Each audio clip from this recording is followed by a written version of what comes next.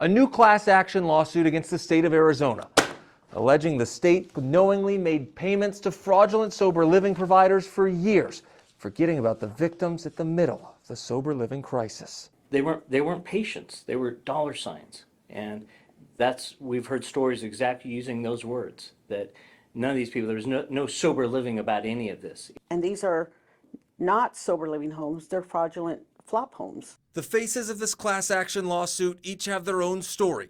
Individuals making up approximately 7,000 Native American plaintiffs. 2,000 at least of those people have either gone missing or have died. The complaint alleges the state has known since 2019 about fraudulent activity from sober living home providers, but failed to act, allowing almost $3 billion in access fraud. The state wasn't vetting the bills that they were submitting and turning around and paying for them. Well, once they get payment on the first one, they know they can do it the second time, third time, 10th time, and get away with it.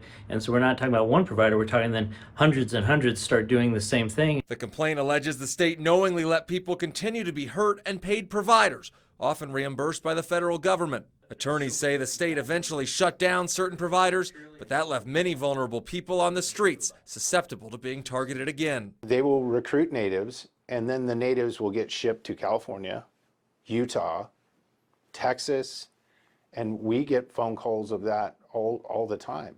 We've reached out to Access, Arizona DHS, and the Arizona Attorney General's office to get their side. They say they're unable to comment on pending litigation.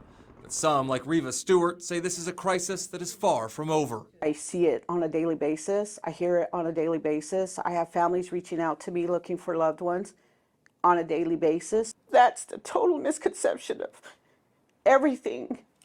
And nobody wants to take accountability for that. And I will be here until somebody says, I'm sorry, but not to me, but to everybody that was affected by this. Ford Hatchett, ABC 15, Arizona.